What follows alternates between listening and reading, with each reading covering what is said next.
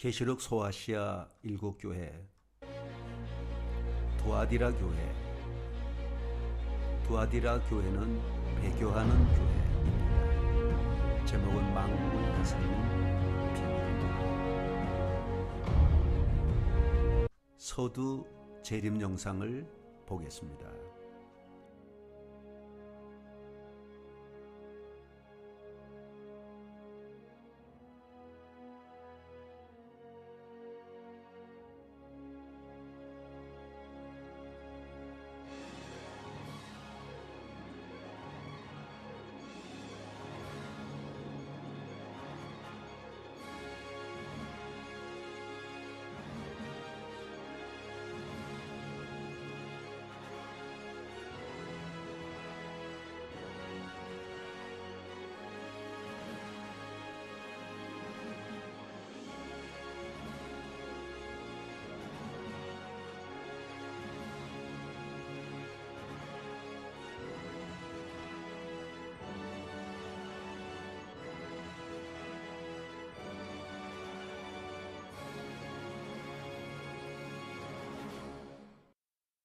소아시아 7교회는 현재를 살아가는 우리들의 신앙생활의 현주소를 잘 지적해주고 있습니다. 나의 모습을 발견하게 되고 주님께서 현대교회에 보내는 당부와 권면의 말씀이 있습니다. 교회와 성도들이 가야 할 방향과 해야 할 일을 잘 가르쳐 줍니다. AD 1819년에서 1893년에 활동한 교회 역사가 필립 사프는 기독교 역사를 설명할 때 7시대로 구분된 기독교 역사를 가지고 잘 설명했습니다. 그래서 7시대로 구분된 기독교 역사를 가지고 소아시아 교회를 해석하면 큰 무리 없이 해석이 됩니다. 첫째, 사도시대. 둘째, 환난과 핍박의 시대. 셋째, 국가와 교회의 타협시대. 넷째, 중세시대. 다섯째, 종교개혁시대. 여섯째, 개신교 정통주의 시대. 일곱째, 세계 선교시대. 여기에 7교회가 딱 들어맞게 됩니다. 요한계시록 소아시아 7교회가 꼭 그렇습니다. 7시대로 구분된 기독교 역사는 사도 요한의 시대부터 세상 끝날까지 시대의 특성을 애언적으로 잘 보여주고 있습니다.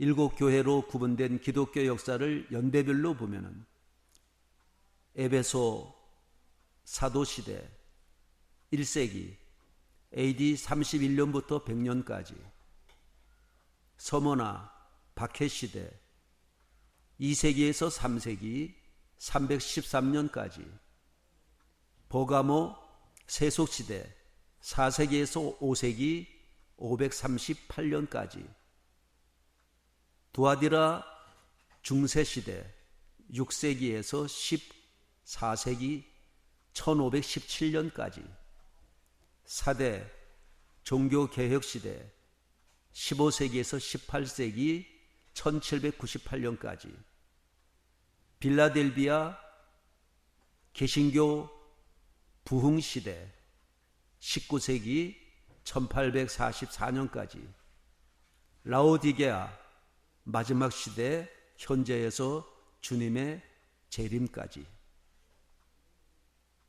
이 구분은 조금의 오차도 없는 시대 구분이라고 생각할 필요는 없습니다. 그러나 각각의 사건과 시대에 필요한 일들이 역사적으로 해당 연도에 일어났기 때문에 필요하다고 생각합니다. 정확성의 문제보다는 시대별로 구분하는 것이 계시록 소아시아 7교회를 이해하는 데 매우 유용하다고 생각합니다. 간단히 말해서 서머나 시대의 교회는 313년에 끝나게 되는데 313년에 200여 년 동안 계속되어 온 교회의 박해가 드디어 로마 황제 콘스탄티누스의 밀라노 칙령으로 박해의 시대가 끝나고 기독교의 자유가 오게 됩니다.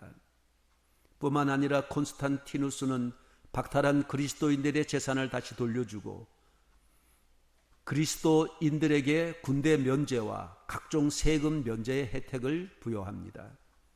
그리고 538년에는 교황의 권력 확립과 어두운 중세 암흑 시대가 오게 됩니다.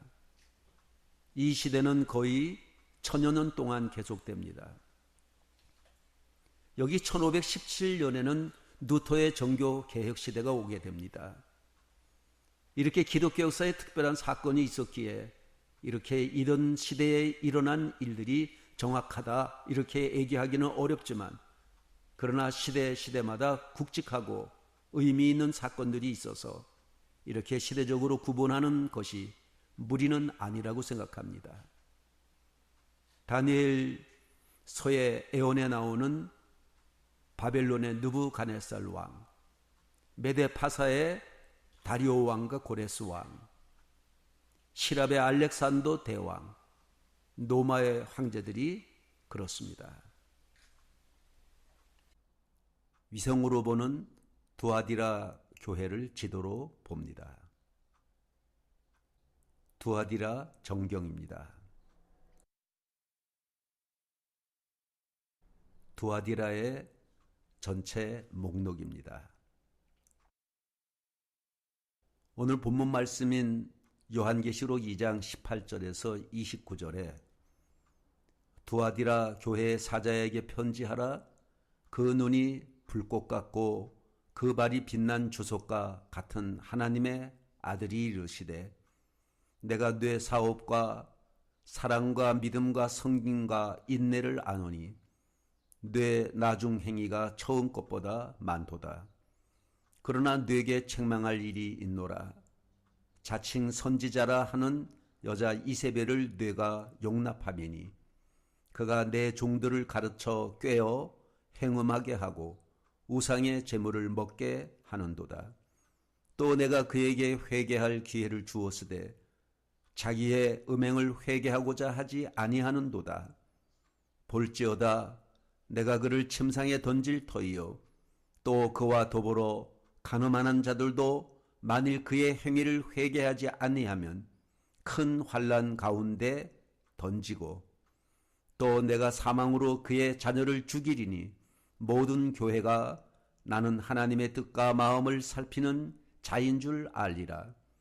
내가 너희 각 사람의 행위대로 갚아 주리라.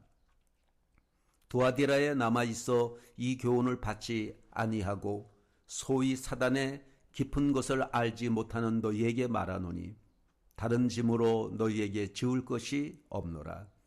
다만 너희에게 있는 것을 내가 올 때까지 굳게 잡으라. 그가 철장을 가지고 그들을 다스려 질그릇 깨뜨리는 것과 같이 하리라. 나도 내 아버지께 받은 것이 그러하니라. 내가 또 그에게 새벽별을 주리라. 귀 있는 자는 성령이 교회들에게 하시는 말씀을 들을지어다. 두아디라 도시가 자랑할 것이 있습니다. 첫째가 염색 산업입니다. 방직과 염색, 노쇠 제공, 가죽 가공, 도기, 수공업이 발달한 도시입니다. 두아디라는 사도행전 16장 14절에 자주색 옷감 장수 누디아의 고향입니다. 이곳의 염색업은 비문들에 자주 언급되어 나옵니다. 두아디라의 염료 제조업자들은 꼭두선이 뿌리를 원료로 해서 그 유명한 진홍색이나 자주색, 두아디라의 염료 제조업자들은 꼭두선이 뿌리를 원료로 해서 그 유명한 진홍색이나 자주색을 만들어냈는데, 이 색깔은 훗날 터키의 국가가 적색으로 변화하게 된 동기가 되었습니다. 이 색은 나중 노마 원로원의 옷과 왕의 의복 등에 사용되기도 했습니다. 두 번째, 두아디라의 자랑거리는 길드인 상인종합입니다. 길드는 상인조합입니다. 두아디라는 정치적 도시가 아니라 산업 도시였습니다. 각 업종들은 조합원들로 구성된 결속력 강한 조직을 가지고 있었습니다. 뿐만 아니라 이런 조직들은 도시의 정치, 경제, 사회, 종교 등 생활 전반에 큰 영향을 행사했기 때문에 시민으로서의 혜택을 누리려면 누구든지 필수적으로 개조직 회원이 되어야 했습니다.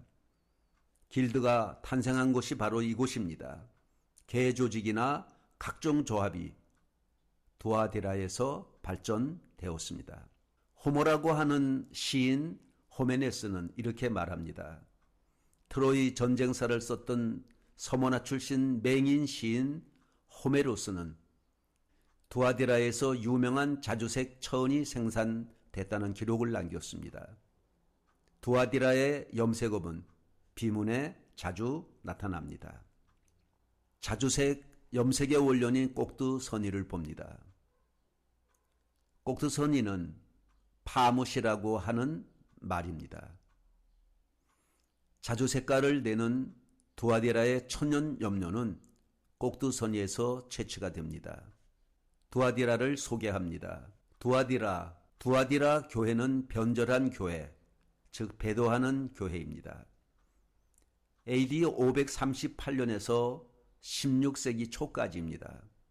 거의 1000년 동안입니다. 두아디라는 뜻은 수고의 향기, 통탄스러운 희생이라는 말입니다. 종교 암흑시대를 말합니다. 로마 교황청이 교회를 핍박하는 시대입니다. 셀레우코스 1세는 이것을 두아라는 자기 아내의 이름과 성읍이란 테리아를 합성하여 두아테리아, 즉 두아의 성읍이라 불렀습니다. 디아티라, 디오스 제사와 테아레스가 합친 것입니다. 우상에게 제사 드리는 일이 약해지지 않았다. 여러 제사로 충만하다는 뜻입니다. 두아디라 교회는 7교회 가운데서 가장 작은 교회이면서 제일 긴 편지 내용을 가지고 있는 두아디라 교회는 사도행전에 소개되어 있는 것 같이 염색업과 각종 제조업이 발달했습니다. 도시의 대부분 사람들은 가난한 노동자들이 많았습니다. 이 교회는 행함으로 구원받는다는 로마 교황청의 카톨릭의 가르침으로 매우 힘들게 살았습니다. 중세시대 6세기에서 14세기 1517년까지입니다. AD 538년 교황의 권력이 확립되고 난 후에 어두운 중세 암흑시대를 말합니다. 1517년 누토의 종교개혁 전 시대를 두아디라 시대라고 합니다. 역사는 두아디라 시대를 종교의 암흑시대라고 합니다. 버가모 다음에는 두아디라 시대가 오는데 이 시대는 부패한 사제직을 위해서는 자줏빛 예복을 입고 타락된 길을 걷는 시대, 진리를 위해서는 종교 암흑의 시대입니다. 교회의 권력이 세상을 주름잡던 시대입니다. 로마 교회가 그리스도의 자리를 빼앗고 들어선 때입니다. 예수님의 증인들이 옥에 던져지고 화형주에 달리고 종교 재판에 회부되던 시대입니다. 누토와 종교개혁의 시대에 이르기까지 거짓 여선지자가 보좌에 앉았던 시대입니다. 성경에 나오는 이세벨입니다. 두아디라 교회는 자칭 선지자라고 하는 이세벨을 허용했습니다.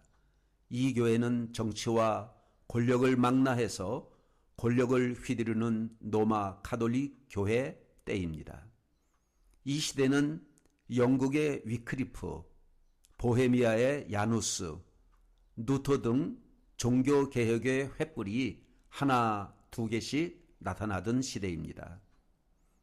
두아디라 교회는 남쪽으로 사대, 빌라델비아, 라오디게아로 연결시켜주는 길목에 있습니다. 두아디라 교회의 고고학적 배경을 봅니다. 제조업이 무척 활발한 산업 도시였습니다. 대부분의 사람들은 노동자와 상인들이었습니다. 황제 숭배의 핍박이 거의 없는 시대입니다. 이들에게는 직장에서 신앙 문제로 어려움이 있었습니다. 노동자들이었기에 잦은 회식의 모임이 있었습니다.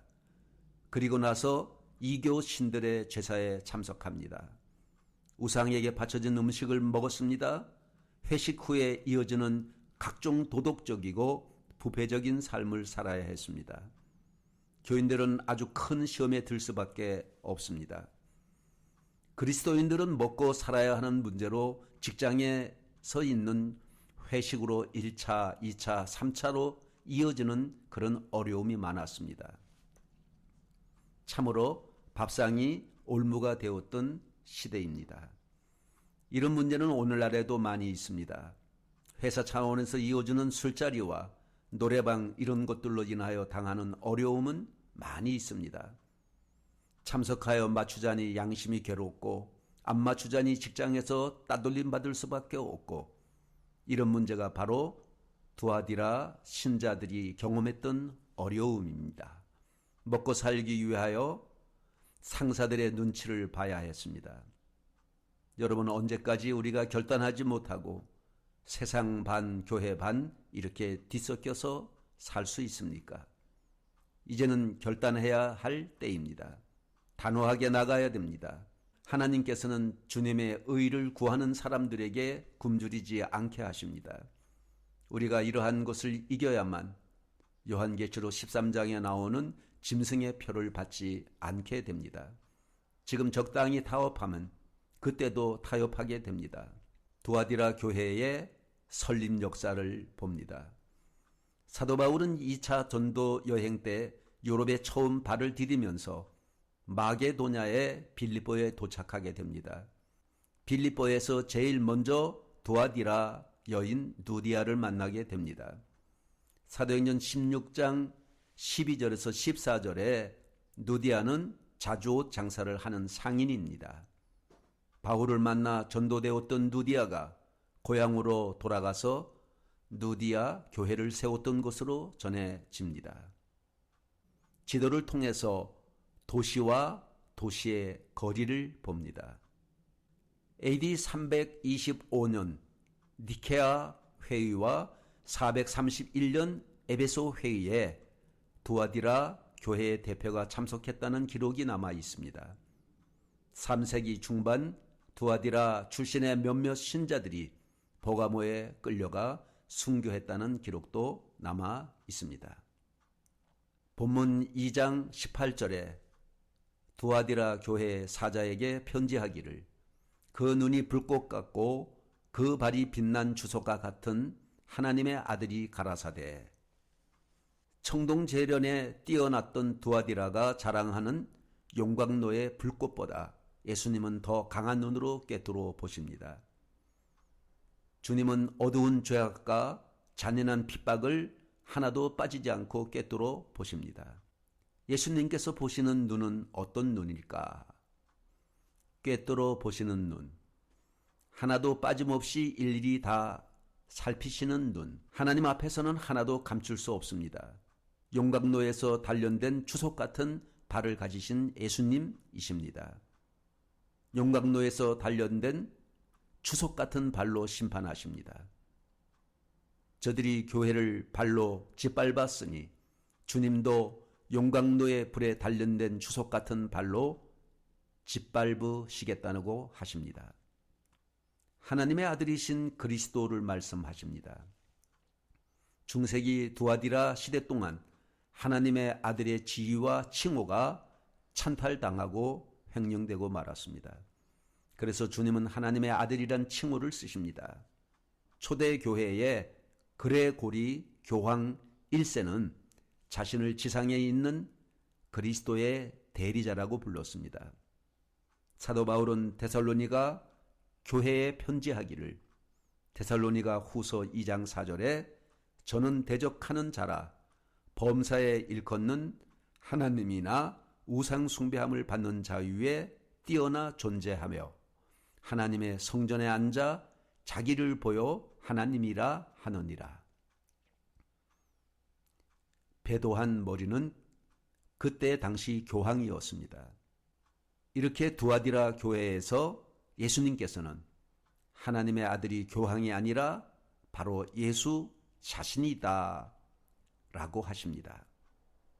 바울은 데살로니가 교회 교인들에게 보낼 둘째 편지에서 로마 교황권의 확립을 초래할 큰 배도를 미리 애원하고 있습니다. 데살로니가 후서 2장 3절에서 4절에 그는 먼저 배도하는 일이 있고 저 불법의 사람 곧 멸망의 아들이 나타나기 전에 이르지 아니하리니 저는 대적하는 자라 범사에 일컫는 하나님이나 숭배함을 받는 자 위에 뛰어나 자존하여 하나님 성전에 앉아 자기를 보여 하나님이라 하리라고 했습니다. 두 번째 개혁자들은 다니엘 7장과 요한계시록 13장이 말하는 적 그리스도의 세력이 무엇인지를 분명히 말해주고 있습니다. 이 두 가지가 천년의 암흑시대를 끝내고 종교개혁시대의 아침을 열었던 것입니다.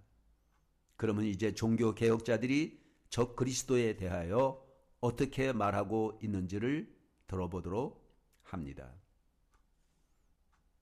마틴 루터는 바울이 데살로니가 후서 2장 3절에 4절에 하나님이나 숭배함을 받는 자 위에 뛰어나 자존하여 하나님 성전에 앉아 자기를 보여 하나님이라 하느니라고 기록하였던 그 존재가 여기에 있다고 했습니다.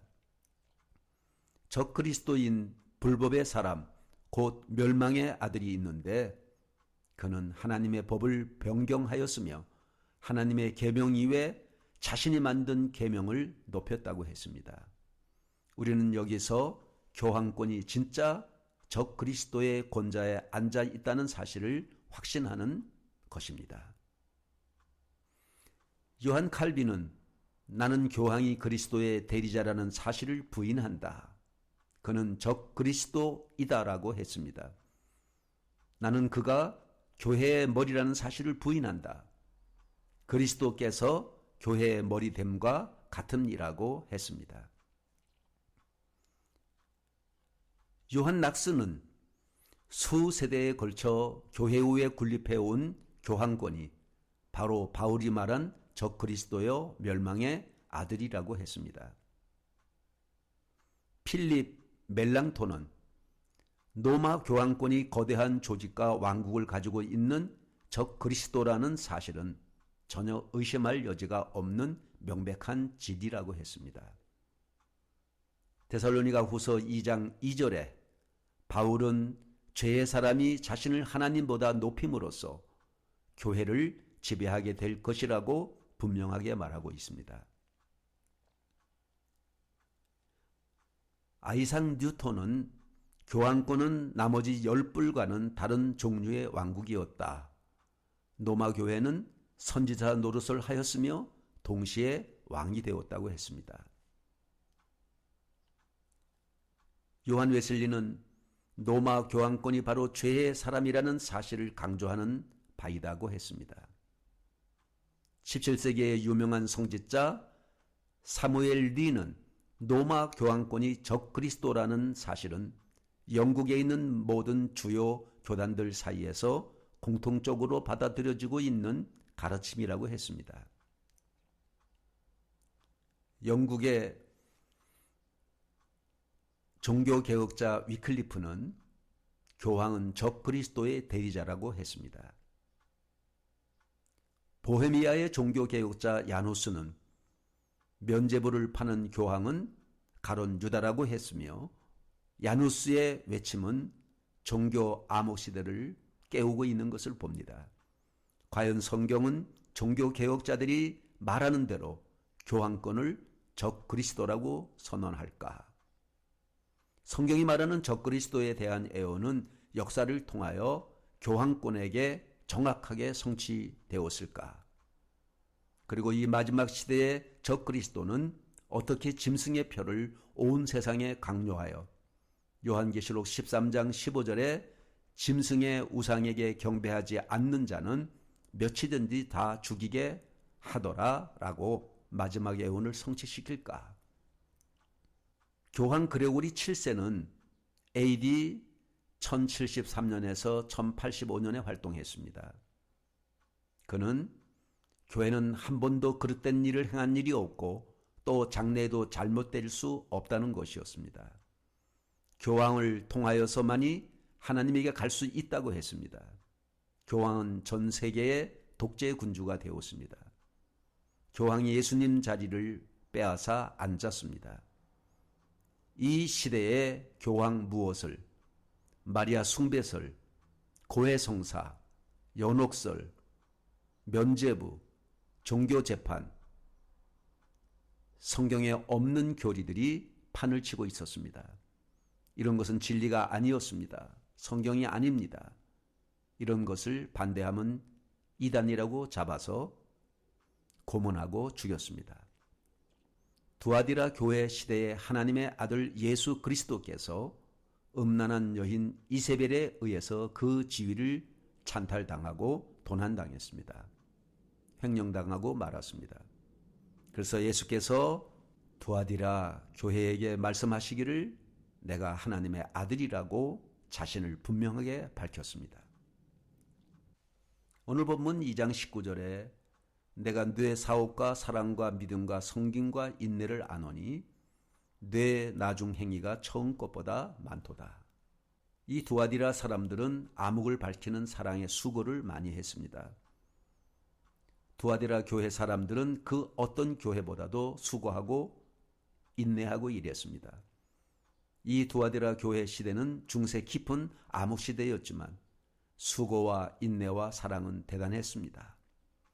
교회가 세속주의에 빠져서 오만하고 형식주의에 빠져서 냉랭하고 세속에 짙게 물들어서 악취가 나는 그때에 교회가 연꽃처럼 활짝 핀 때가 이때입니다. 두아디라 교회는 암흑을 밝히는 사랑의 수고와 봉사와 구제 등이 많았습니다. 외적 성장이 많았다는 것입니다. 우리는 늘 양적 성장과 질적 성장을 비교해 보아야 될 것입니다.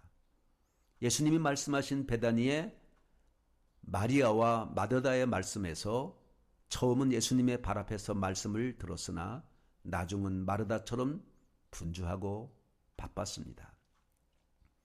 두아디라에는 상인 조합이 많았습니다. 그러나 구멍가게 시절에는 조합이 뭐 필요합니까? 커지고 성장하니 조합이 필요하게 되었습니다. 밖에 있는 조합이 교회 안으로 들어왔습니다. 교회 안이 사람의 목소리가 커지기 시작합니다. 교회가 인본주의적으로 변하게 됩니다. 교회 안이 민주주의가 생기게 됩니다. 사실 교회는 민주주의도 공산주의도 아닙니다. 하나님에 의하여 행해지는 신정주의입니다. 교회는 주님이 머리가 되십니다. 교회가 타협주의로 변합니다. 이세벨이 교회 안으로 들어오게 됩니다. 저들의 나중 행위가 처음 것보다 많은 교회가 두아디라 교회입니다. 내가 뇌 사업과 사랑과 믿음과 성김과 인내를 아노니 뇌 나중 행위가 처음 것보다 많도다. 일제강점기와 6.25 전쟁을 겪은 대한민국은 세계에서 가장 최빈국의 가난한 나라였습니다. 그러나 잘 살아보겠다는 의지로 경제개발에 선진화를 이루고 하나님께서 은혜를 부어주심으로 교회가 급성장하게 됩니다. 6.25 전쟁 이후 형편없었던 교회들이 사회봉사와 구제활동을 하고 사랑으로 양로원, 고아원을 세웠습니다. 바른 교육을 내세워 미션 학교를 세웠습니다. 성김으로 교도소를 찾아다니며 죄수들에게 전도하였습니다. 교회마다 믿음으로 부흥 집회를 열고 기도원마다 금식하고 철화하며 나라와 민족을 위하여 구하였더니 처음 것보다 나중 행위가 많아지게 되었습니다. 부르심을 받은 선교사들이 오지로 들어가 추위와 더위 가운데 인내로서 복음을 전하고 자리 잡아 세계 선교를 이루어냈습니다. 처음 시작에 대한민국 목회는 미약하여 배고픔이 있어도 수많은 병자들과 고아들과 과부들을 돌아보아 주었습니다. 초기 목회자들은 오직 말씀과 기도로 금식 기도하고 철학 기도를 하면서 밤낮 부르짖었습니다. 처음에 미약함이 지나가고 나중에 창대함으로 세계에서 자랑할 만큼 대형 교회가 되어 나중 행위가 많아지게 되었습니다. 교회의 대형화는 수많은 교단을 세우는 데 큰 역할을 했습니다. 그래서 많은 교단들이 우후죽순처럼 생겨났습니다. 조직화되고 교단마다 교회 수가 많아지게 되었습니다. 대형 교회마다 자랑할 만한 커리큘럼을 내세우는 경쟁이 치열합니다. 처음에는 한두 개 있던 신학교가 나중은 우후죽순처럼 많아져서 교단마다 신학교가 생기게 되었습니다. 처음에는 영혼구원, 예수천국, 불신, 지옥을 외치더니 그 나중은 많은 커리큘럼으로 움직이는 것이 되어 자랑하는 것이 되었습니다.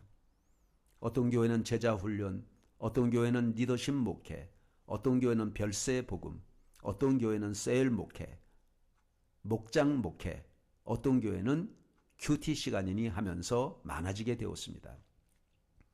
내적 치료니 교회 성장이니 하면서 중요한 기독교의 기본 교리는 제쳐놓고 외적인 것에 많은 관심을 가지고 있었습니다. 교회 사역이 예전보다 많아지게 되었습니다. 이는 처음의 모습이 마리아가 예수님의 발 아래서 말씀을 듣는 것과 같았습니다. 그러나 그 나중은 많은 일을 함으로 분주한 마르다의 모습이 되어졌습니다. 그 나중에 많은 일로 분주한 모습이 예수께서 칭찬하신 것 같으나 칭찬이 아닌 칭찬으로 결과는 책망받는 두아디라 교회의 모습이요 현주소가 되었습니다. 두아디라 교회의 그 나중은 양적으로 많아졌으나 질적으로는 떨어지는 교회입니다.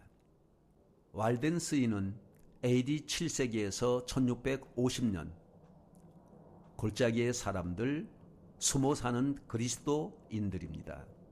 성경을 유일한 표준으로 삼는 사람들입니다.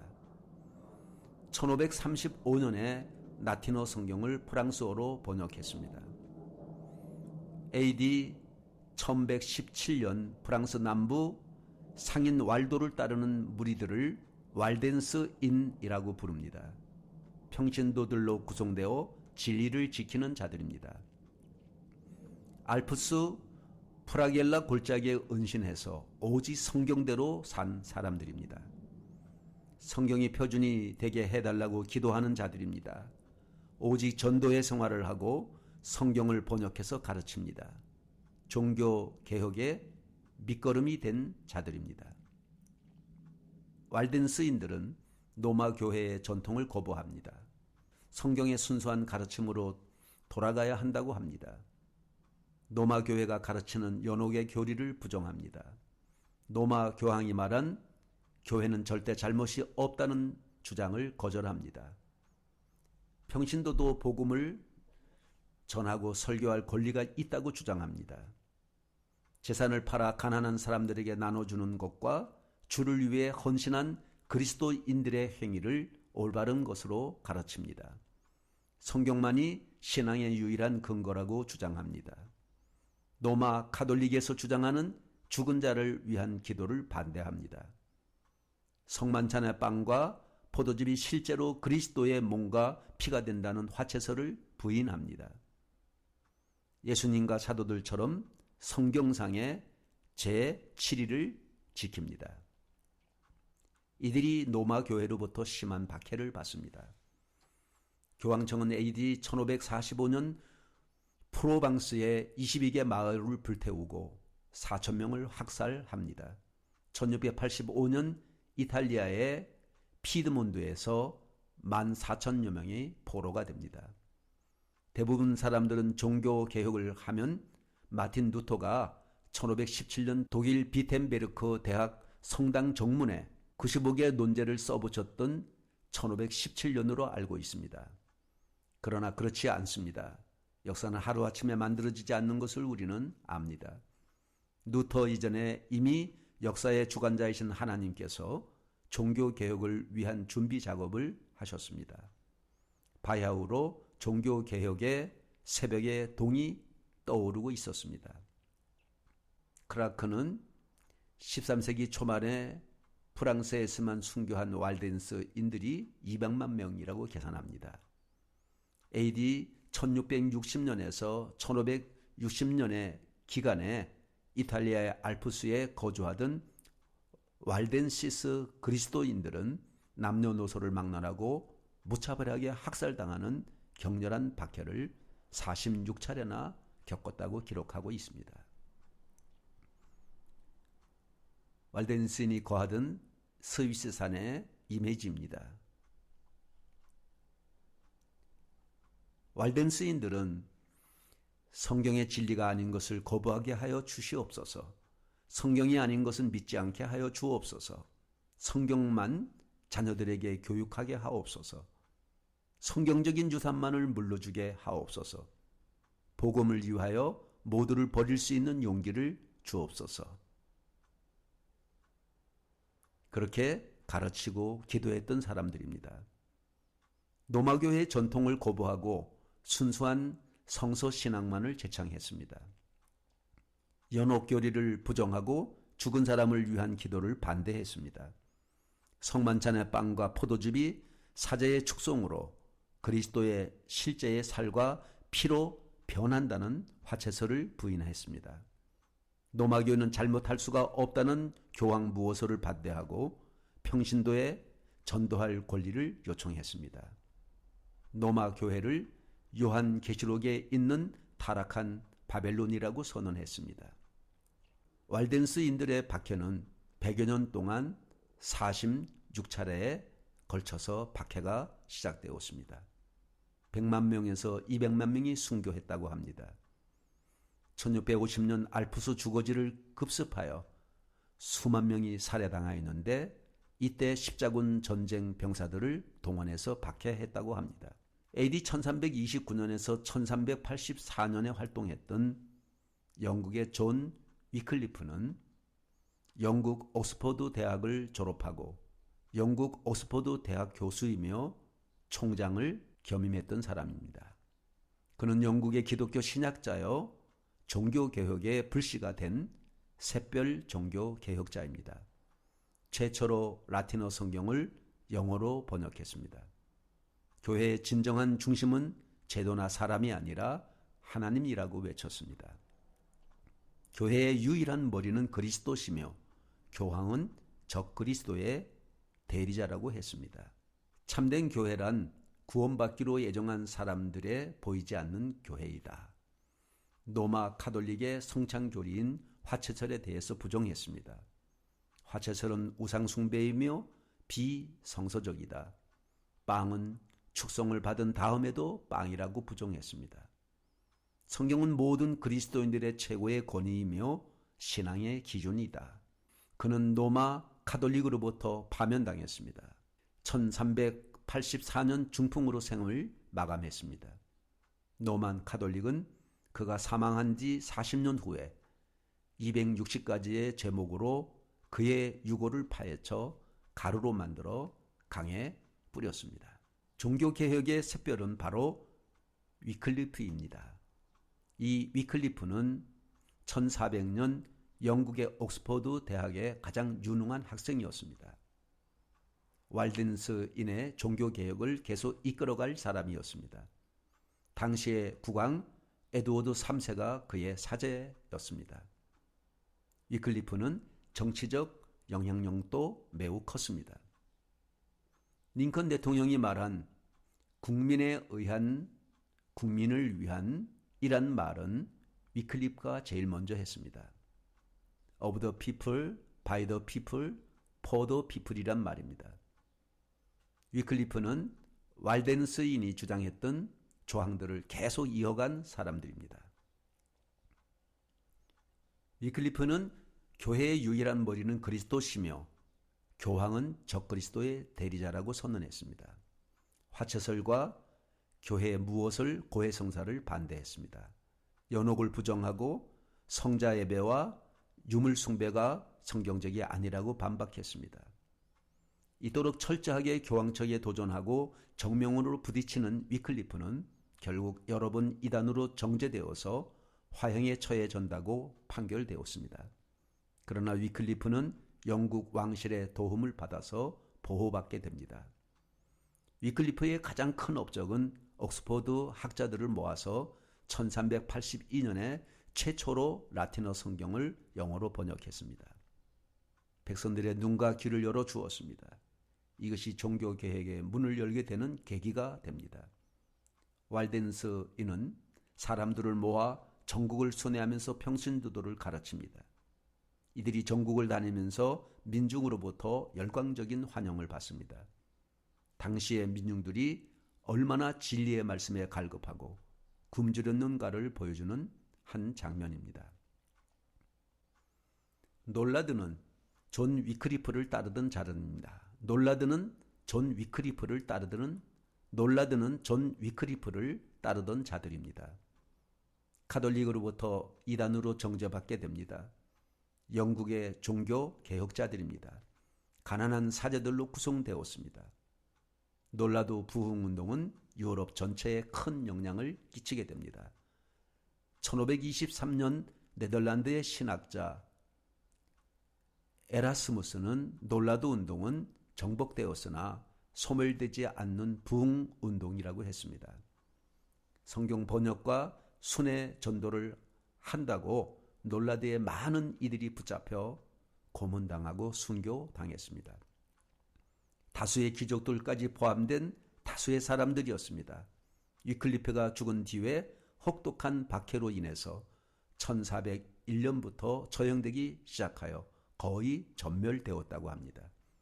그러나 위클리프의 가만은 마침내 종교개혁을 일으키는 동기가 되었습니다. AD 1372년에서 1415년에 활동한 얀 후스는 지금의 체코 보헤미안 사람입니다. 얀 후스는 체코 말로 거위란 뜻입니다. 체코의 기독교 신학자이며 종교 개혁자입니다. 체코 보헤미아 프라하 카렐 대학을 졸업했습니다. 1409년 체코의 프라하 대학 총장이 되었습니다. 존 위클리프의 영향을 받아 성경이 유일한 하나님의 말씀이라고 한 사람입니다. 로마 카톨릭 지도자들의 부패를 비판합니다. 1411년 바오로 교황에게 성직이 파면됩니다. 1515년 콘스탄츠 공의회의 결정에 의해서 화형이 판결되어 화형당하게 됩니다. 뒤로 위클리프의 영향을 받고 일어났던 사람이 보헤미아 출신 프라하 대학 총장인 얀 후스였습니다.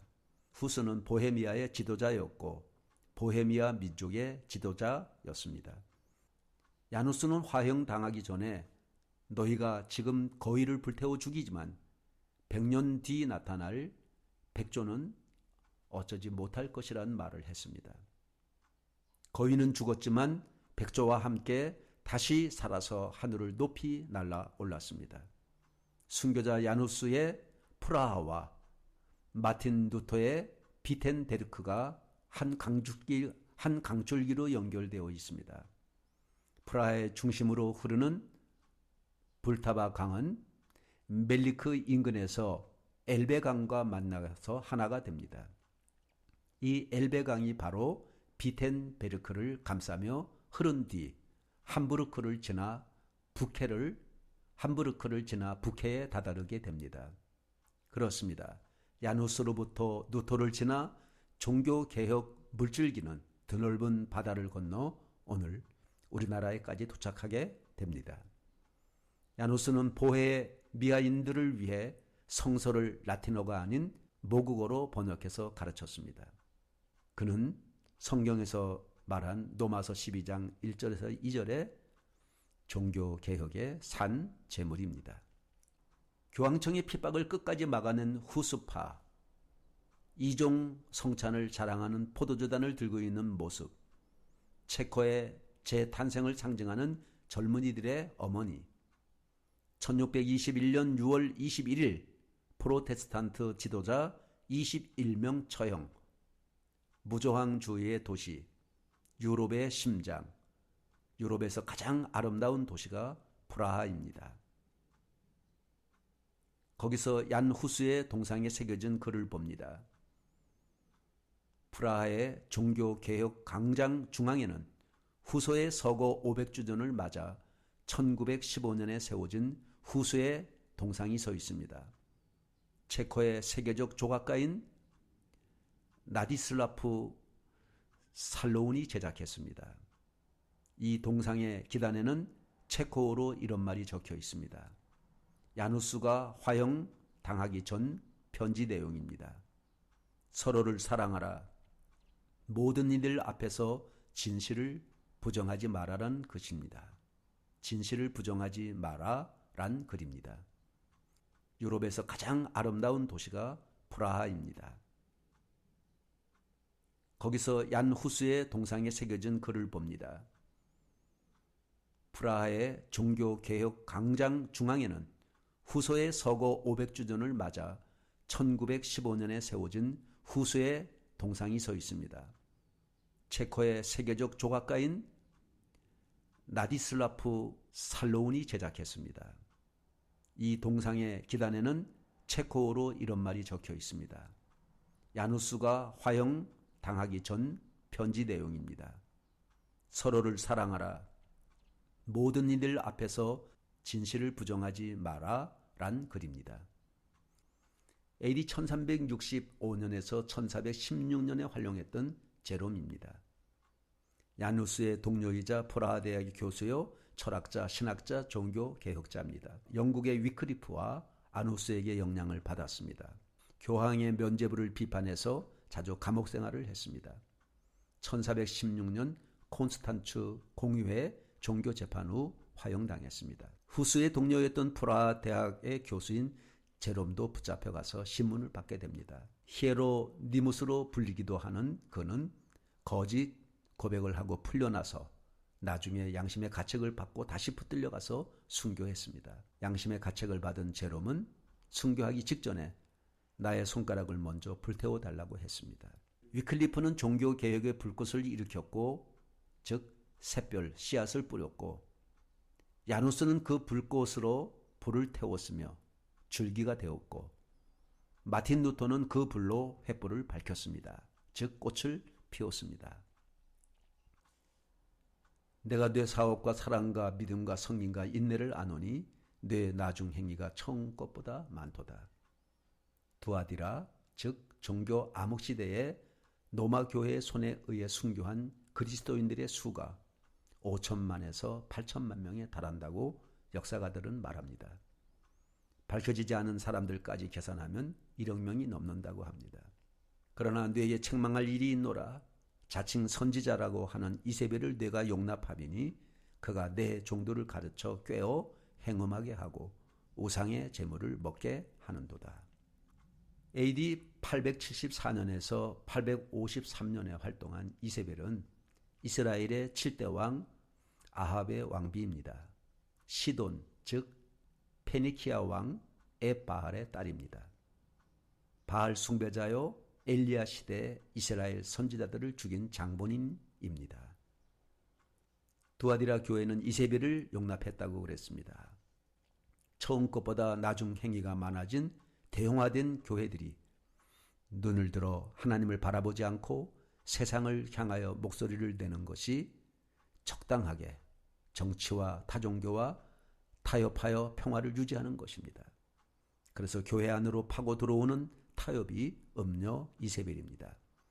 교회가 그리스도의 몸이 아닌 더럽혀진 몸으로 음녀와 간음하여 썩어질 변질된 몸으로 종교 다원화가 됩니다.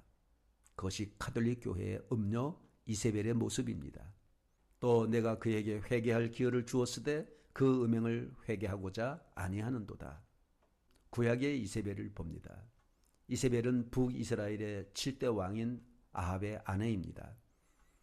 이스라엘의 6대 왕인 아합의 아버지 오므리는 베나닷이 이끄는 아람인들의 강력한 시리아를 견제하고 지중해 무역 독점권을 빼앗기 위해 이웃 페니키아와 동맹을 맺었고 이러한 동맹의 수단으로 아합을 페니키아의 시돈왕 옛 바알의 딸 이세벨과 정략 결혼을 시켰습니다.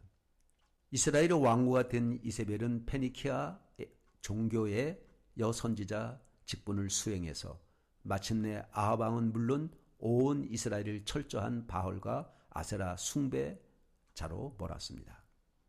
이스라엘을 철저한 바알과 아세라 숭배로 몰아 넣었습니다. 이세벨의 가르침에 철저하게 속임당한 이스라엘 백성은 바알을 하나님으로 의심 없이 믿었기 때문에 개혁에 나선 엘리야는 너희가 만일 하나님이면 그를 쫓고 바알이 만일 하나님이면 그를 쫓을지니라고 갈멜산에서 호소했습니다.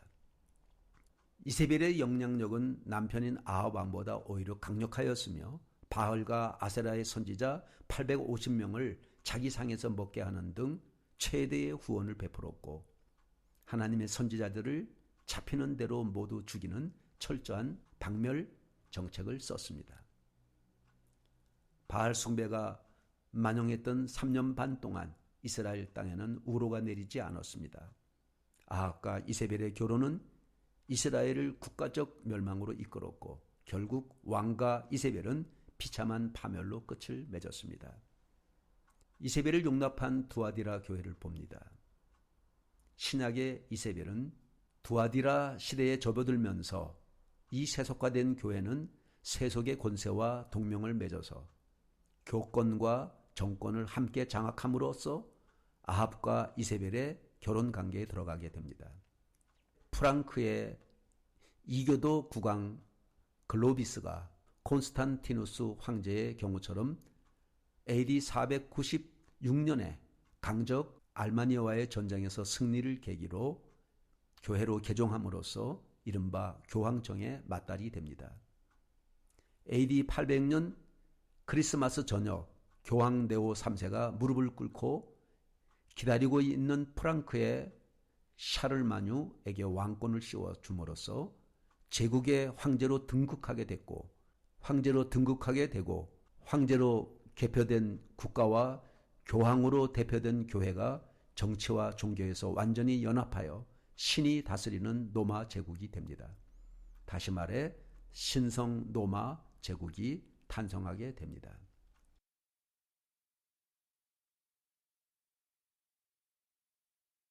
나가서 교황 그레고리 7세는 이렇게 선언했습니다. 로마 교회는 오직 하나님에 의해 설립되었다고 합니다. 로마 교황의 말만이 모든 군주들의 입맞춤을 받을 수 있었습니다.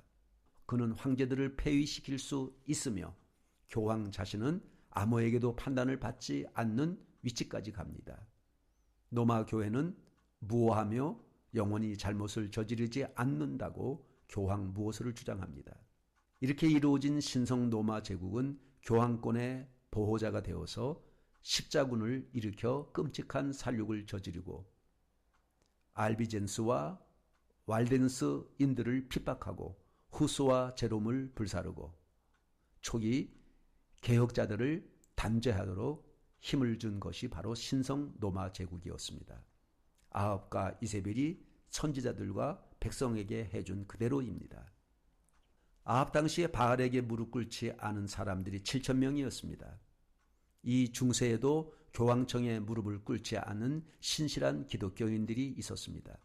이 두아디라 교회는 자주옷을 입은 현대 바벨론의 모습을 가지고 있습니다. 이 당시 권자에 앉은 자주옷을 입은 이세벨과 두아디라 교회에 들어와서 활동하던 이세벨과 흡사합니다. 의심할 것이 없이 일치됩니다. 요한계시록 17장에서는 음료로 사용되었습니다. 성도들의 피와 예수의 증인들의 피에 취했다고 합니다. 그리고 그 이마에는 음료들과 가증한 것들의 의미라고 적혀 있습니다. 바로 이 음료가 두아디라 교회의 이세벨입니다. 이세벨은 자신이 음란하고 영적 간음을 했을 뿐 아니라 하나님의 교회를 그렇게 하도록 가르쳐 주었습니다.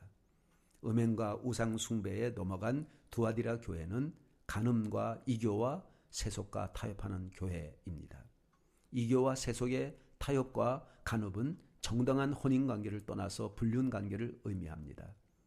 두아디라 교회는 그들의 산업 현장이 언제나 이교 행사를 추종하고 그 다음에 언제나 회식 자리가 마련됩니다. 그러면 당연히 술과 여자가 뒤따르게 됩니다. 여기서 따돌림을 당하지 않기 위해서는 당연히 그 제도를 따라야 됩니다. 이세벨을 쫓아야 할 때는 어떻게 해야 됩니까? 신앙의 원칙을 떠나서 어울리라는 것입니다. 이스라엘 백성들이 하나님 외에 다른 신들을 섬길 때 그것이 곧 영적 음행이었고 영적 간음이었습니다. 예수 그리스도와 관계에서 불성실할 때 그것이 음란이 됩니다. 실제로 이세벨을 섬긴 바알과 아세라는 서로 부부였습니다. 이들의 신전에는 규드스란 남창이 있었고 케데사라는 창녀들이 거하는 곳입니다. 또한 음식 문화를 들 수 있습니다. 제사를 지내고 난 후 귀신에게 바쳐진 음식을 가지고 와서 가까운 사람들끼리 먹습니다. 이 우상에게 바쳐진 음식을 먹어야 하는지 교회는 태도를 분명히 했습니다. AD 49년에 예루살렘 총회가 있었습니다. 그때 사도행전 15장 29절에 우상의 제물과 피와 목매어 죽인 것과 음행을 멀리 할지니라 그랬습니다. 두아디라 교회의 신자들은 이렇게 우상에게 제사하고 남은 음식을 먹어야 할 때에 우상 숭배를 아니할 수 없었습니다. 또 이교의 풍습을 봅니다. 이교의 풍습이 교회에 물밀듯이 들어왔습니다. 천사와 순교자, 성자 경배, 성자들의 묘비가 성역화되어 섬기게 됩니다. 성자들의 옷가지 기구들이 병자를 고치고 의력이 나타난다고 해서 숭배하게 됩니다. 요한계시록 18장 2절에 교회는 귀신의 처소와 각종 더러운 영이 모이는 곳이 됩니다. 또 노마의 여신인 비너스, 다이애나 이런 것들을 대신해서 교회 안에 어떤 것들을 섬기게 됩니까? 성모 마리아입니다. 신의 어머니 마리아가 승천해서 중보자가 되었다고 합니다. 마리아의 어머니 안나를 성 안나라고 부릅니다. 예배의 대상이 되기 시작합니다. 출애굽기 20장 4절에서 5절의 십계명에 너를 위하여 새긴 우상을 만들지 말고 또 위로 하늘에 있는 것이나 아래로 땅에 있는 것이나 땅 아래 물속에 있는 것에 아무 형상이든지 만들지 말며 그것들에게 절하지 말며 그것들을 섬기지 말라고 했습니다. 계시록의 예언에서 중세 천주교의 예표인 보가모와 두아디라 교회는 세 가지 교훈이 있습니다. 첫째, 발람의 교훈이 있습니다. 발람은 돈을 위해 이스라엘 백성을 우상 숭배와 음란에 빠지게 했습니다. 천주교가 판매한 면죄부는 이익을 위한 발람의 탐욕이었습니다. 둘째 교훈은 니골라당의 교훈입니다. 니골라당이라는 뜻은 평민을 정복하다는 말입니다. 천주교는 성직자 계급을 만들었습니다. 셋째 교훈은 이세벨의 교훈입니다. 이세벨은 사악하고 이단적이며 이교적인 것들을 대표합니다. 진리에 이단이 추가됩니다. 생명의 사악함이 섞여집니다. 고운 가루에 누룩이 더해진 것입니다. 이것이 타락한 노마 천주교의 모습입니다. 천주교는 사악한 이교의 실행으로 교리에 누룩을 넣었습니다. 정치와 뒤섞여져 도덕적인 부패를 가져왔습니다. 하나님께서 보시기에 천주교는 소름 끼치는 혼합물을 산출하였습니다. 세상적이고 마귀적이고 사탄적이고 악마적인 것들을 그리스도에 속한 좋은 것들에 혼합시켰습니다. 누룩은 온갖 죄이고 세상적이며 사탄적이며 마귀적인 것들을 상징합니다. 아합은 이세벨로 말미암아 세상과 연합하고 말았습니다. 노마 천주교는 정권과 연합되어 있고 그들은 각국의 대사와 공사를 보냅니다. 세상의 중요한 위기 때마다 노마 천주교가 일어나서 말합니다. 교회와 세상이 연합한 것이 바로 노마 천주교입니다. 두아디라 교회 안으로 이세벨이 들어왔습니다. 이것은 사탄의 옷을 바꾸어 입고 교회 안에 들어온 것입니다. 두아디라는 이세벨이요, 음녀요, 큰 바벨론이요, 사악한 여자입니다. 그것은 하나님 보시기에 교회가 아니라 사탄의 체현입니다. 우리는 변절한 교회와 아무 상관이 없어야 합니다. 이러한 두아디라 시대에는 어떤 사람들이 예수께서 보내신 종들이었을까? 구약시대 아합 왕과 이세벨과 거짓 선지자들에게 엘리야가 하나님의 말씀을 전했던 것처럼 두아디라 시대에도 엘리야와 같은 설교를 하는 사람들이 하나님의 종들이었습니다. 두아디라 교회를 향해서 당신들이 이세벨과 행음했다라고 설교하면서 사람들의 시선을 성서적 진리로 인도하는 설교자가 하나님의 종들이었습니다. 그 당시 교회가 가지고 있었던 칼과 창 앞에서 거짓 교리와 우상 숭배를 곧바르게 지독했던 사람들이 예수께서 보내신 사자들이었습니다. 수많은 그리스도인들이 바른 진리를 말하다가 죽음을 당하게 되었습니다. 이런 상황 속에서 대부분의 사람들이 두려움 때문에 양심의 음성을 죽이고 살았고 그 결과 교회는 1000년 이상 동안 영적 대기근에 들어가게 되었습니다. 구약 성경의 이세벨 시대에 배도와 우상 숭배 때문에 3년 반 동안 기근이 있었던 것처럼 두아디라 교회에도 1000년 동안 길고 긴 말씀의 기근이 왔습니다. 하나님께서 당신의 종들과 백성들을 광야와 산으로 피신시켰기 때문에 유럽 대도시의 교회들에서는 진리의 말씀이 나오기 어려운 상황이 되었습니다. 대도시의 교회에 남아있던 교인들은 심령의 부흥과 개혁을 가져올 수 있는 말씀을 들을 수 없었고 극심한 영적 기근을 겪었습니다. 구약시대 아하 왕과 이세벨의 추종자들이 엘리야가 전한 회개의 기별을 듣지 않았던 것처럼 하나님께서 walden스인들과 개혁자들을 통해 두아디라 교회에게 회개하라는 말씀을 주셨지만 그들은 회개하지 않았습니다. 또 내가 그에게 회개할 기회를 주었으되 그 음행을 회개하고자 아니하는도다 그랬습니다. 볼지어다 내가 그를 침상에 던질 터이요 또 그로 더불어 간음하는 자들도 만일 그 행위를 회개치 아니하면 환난 가운데 던지고 그랬습니다. 예수께서 두아디라 교회에 또 내가 그에게 회개할 기회를 주었으되 또 내가 사망으로 그의 자녀를 죽이리니 모든 교회가 나는 사람의 뜻과 마음을 살피는 자인 줄 알지라 내가 너희 각 사람의 행위대로 갚아주리라 그랬습니다. 그를 침상에 던질 것이요 아파서 눕는 병입니다. 창문에서 떨어져 온몸이 부서져 죽습니다. 뿐만 아니라 바알을 섬기는 모든 추종자들도 다 죽습니다. 아합과 이세벨과 거짓 선지자들은 실제로 파멸되고 다 죽고 말았습니다. 이세벨은 창에서 떨어져 개들이 그 피를 핥아 먹었습니다. 그리고 그를 따르던 무리들은 엘리야와 백성들의 칼에 모두 다 죽었습니다. 마찬가지로 신약시대의 두아디라 교회를 유혹했던 이세벨도 그렇습니다. 음료와 음료를 따르는 무리들 마지막 7재앙과 심판으로 다 멸절될 것이라고 예언되어 있습니다. 음료는 교황청이고 그를 따르는 무리는 우상을 숭배하는 자들입니다. 내 백성은 거기 참여하지 말라 반드시 행위대로 갚아 주신다고 했습니다. 볼지어다 내가 그를 침상에 던질 터이요 또 더불어 간음하는 자들도 만일 회개하지 아니하면 큰 환난 가운데 던지고 요한계시록 4장에 예수님 공징 재림이 일어나기 전까지 지상은 교회 시대입니다. 교회 시대는 회개할 기회가 있습니다. 회개하여 그리스도의 몸된 지체가 되는 정상적인 교회의 신부된 모습으로 하늘로 올라가 신랑 예수를 맞이할 수 있습니다. 그렇지 않으면 덕과 같이 임하여 결단코 대환란을 피할 수 없습니다. 평안하다 안전하다 할 그때에 잉태된 여인에게 해산의 고통의 이름과 같이 결단코 피하지 못하리라고 그랬습니다. 두아디라 교회는 처음보다 나중 행위가 많으므로 바쁜 교회입니다. 그러나 심각하게 영적으로 병들어 침대에 누워있는 중환자의 모습입니다. 회개하지 않으면 그 침상에 던져진 병자로 일어나지 못할 것입니다.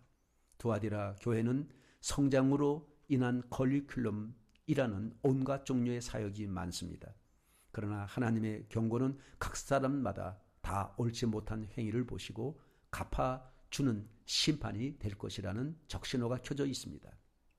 또 내가 사망으로 그의 자녀를 죽이리니 모든 교회가 나는 하나님의 뜻과 마음을 살피는 자인 줄 알지라. 내가 너희 각 사람의 행위대로 갚아주리라. 새로운 패러다임으로 중간 노선 교회라는 신조어를 만들었습니다.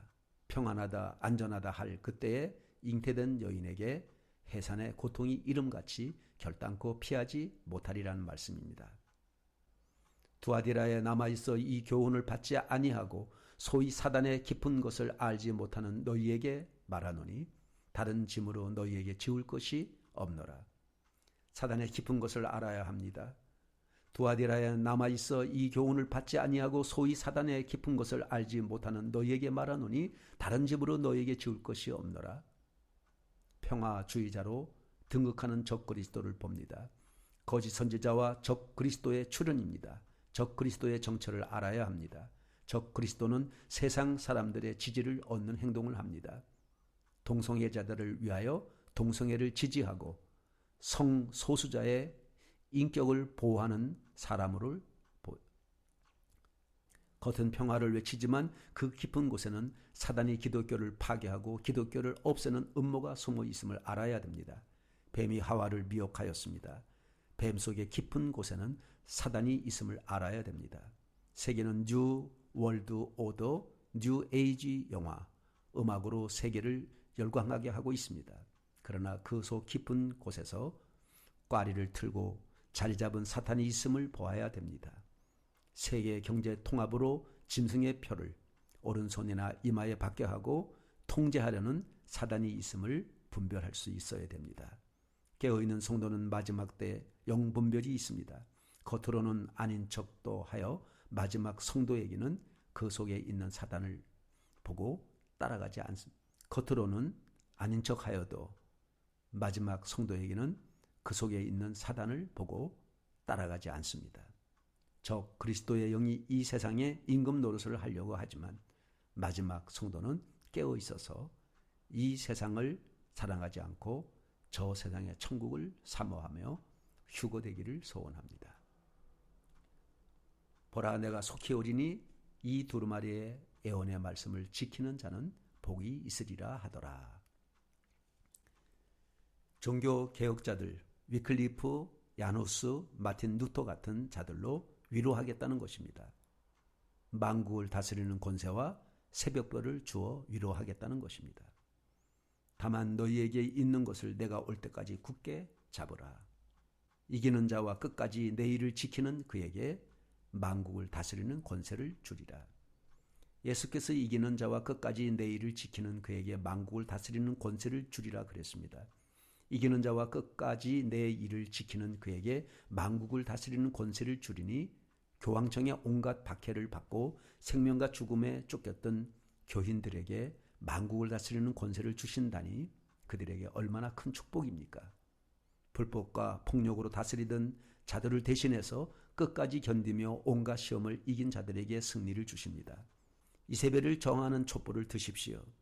엘리야가 들었던 것처럼 왈덴스인들이 알프스 산중에서 들었던 것처럼 그러면 마침내 종교개혁의 아침이 오게 됩니다. 위클리프처럼 야누스처럼 제롬처럼 루터처럼 오게 됩니다. 이기는 자의 의미는 이기는 자는 믿음으로 세상을 이기고 세상과 타협하지 않는 자입니다. 이기는 교회는 세상과 타협하지 않는 교회입니다. 요한일서 5장 4절에 무릇 하나님께로서 난 자마다 세상을 이기느니라. 세상을 이기는 승리는 이것이니 우리의 믿음이니라고 그랬습니다. 세상과 타협하지 않고 말씀 그대로 지키는 자는 휴거될 것입니다. 믿음을 지키기 위하여 목배임을 당하는 자는 천년왕국을 다스리는 권세를 얻을 것입니다. 주님의 칭찬은 따뜻한데 주님의 책망은 매우 날카롭습니다. 버가모 교회보다 두아디라 교회의 책망은 더 날카롭습니다. 그가 철장을 가지고 저희를 다스려 질그릇 깨트리는 것과 같이 하리라. 나도 내 아버지께 받은 것이 그러하니라. 철장 권세는 다윗이 골리앗을 대적할 때 막대기와 물맷돌을 가지고 갔는데 이때의 막대기 같은 의미가 아닐까 생각합니다.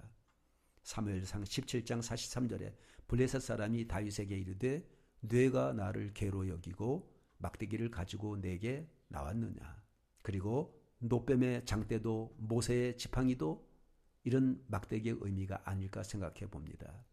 근데 여기서 시편에 보면 여기서 9절에 보면 뇌가 철장으로 저희를 깨트리며 질그릇같이 부수리라 하시도다 했습니다. 마치 그런 생각이 듭니다. 그들이 불법으로 천하를 다스렸으니 이제는 하나님의 자녀들이 만국을 다스리게 하십니다. 행한 대로 갚으신다는 것이 바로 이 말씀입니다. 또 내가 그에게 새벽별을 주리라. 여기서 말하는 새벽별은 마귀를 상징하는 것이 아니라 어둠의 빛을 비춰주는 새벽별을 말하는 것입니다. 어두운 암흑 시대가 지나가고 종교 개혁 시대를 말하는 새벽별입니다. 두아디라 교회 시대의 왈덴스인들이 그 시대의 예수님의 일, 즉 복음과 진리를 지키고 고수하기 위해서 알프스 산속으로 들어가서 고생하지 않았다면 그들 중 대다수는 고난과 희생을 통해서만 배울 수 있는 신앙을 배울 수 없었을 것입니다. 그리고 그들 중 많은 사람들이 두아디라 교회의 배도에 가담하게 되었을 것입니다. 위클리프나 후스나 제롬 같은 그리스도인들이 그 시대의 예수님의 일, 즉 개혁 사업을 하지 않았으면 그들 역시 두아디라 교회의 수많은 성직자들 중 하나가 되고 말았을 것입니다. 면죄부를 파는 교황은 가론주다다. 후스의 외침은 암흑을 깨우는 말씀입니다. 새벽별을 주리라. 새벽별은 예수 그리스도십니다.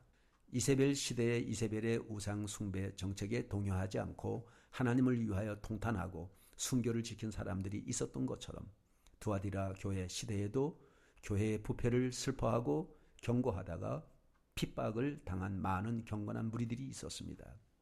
그들은 이태리와 프랑스의 궁벽한 알프스 산중으로 피해서 성경을 번역하고 전하며 성경 말씀대로 순종하며 살기로 결심한 사람들이었습니다. 그들에게 그리스도께서는 더 이상의 것을 요청하지 않으시고 다만 그 순결한 신앙을 재림 때까지 굳게 잡고 있으라고 권면했습니다. 쫓기고 핍박을 당하면서 끝까지 참고 충성을 다한 사람들은 마침내 만국을 다스리는 권세를 받게 될 것이라는 것입니다. 이것이 그리스도의 재림 후 성도들이 1000년 동안 왕노릇할 것을 말씀한 것입니다. 하나님께 순종하고 충성한 사람들에게 주시는 그분의 보상은 상상을 초월합니다. 새벽별을 주리라는 말씀은 무엇을 의미하는 것일까요? 성경에서 새벽별은 1차적으로 예수 그리스도를 의미합니다. 베드로도 또 우리에게 더 확실한 애원이 있어 어두운 데 비치는 등불과 같으니 날이 새어 새별이 너희 마음에 떠오르기까지 너희가 이것을 주의하는 것이 가하니라 하여 새벽별이 그리스도임을 암시하고 있습니다. 참고 이기는 자들은 종교적인 암흑을 벗어나 마침내 새벽별 같은 그리스도를 만날 것입니다. 그러나 내가 새벽별을 주리라 하셨기 때문에 새벽별을 그리스도 자신이 아니라 그리스도께서 두아디라 교회에 주신 훌륭한 지도자라고 생각할 수도 있습니다. 종교개혁의 새벽별이라고 불리우는 위크리프나 누터를 비롯하여 여러 개혁자들이 새벽별처럼 떠올라 중세의 암흑을 밝혔기 때문입니다. 내가 또 그에게 새벽별을 주리라. 예수께서 두아디라 교회에 이기는 자들과 예수님의 일을 하는 자들에게 또 하나의 약속을 주셨는데 그것이 새벽별입니다. 왜 예수께서 새벽별을 주시겠다는 약속을 하셨을까요? 새벽별은 한밤이 지났지만 아직도 어두움이 남아있는 이른 새벽에 보이는 별입니다. 그래서 새벽별이라는 표현에는 곧 어둠이 물러갈 것이라는 의미가 포함되어 있습니다. 예수께서 두아디라 교회의 칠흑같이 어두운 배도 속에서 말할 수 없는 고난을 당하는 의인들을 위하여 종교 암흑의 밤이 아직 지나가지도 않은 이른 새벽에 종교개혁의 새벽별이라고 불리는 위크리프, 후스, 제롬 같은 개혁자들을 보내주시겠다는 약속을 한 것입니다. 중세기의 밤이 지나고 아침이 되면 마틴 루터와 같은 종교개혁자들이 나타날 것이지만 두아디라 교회에 고통당하는 의인들을 위하여 일찍 개혁자들을 보내 위로하시겠다는 뜻이 담겨져 있습니다. 귀 있는 자는 성령이 교회들에게 하시는 말씀을 들을지어다. 여기에서 귀는 귀 있는 자, 성령이 하시는 말씀을 듣는 자입니다. 영적 성령 할례를 받은 자입니다. 7교회 모두 동일하게 적용되었습니다. 성령 체험자에게 주시는 말씀입니다.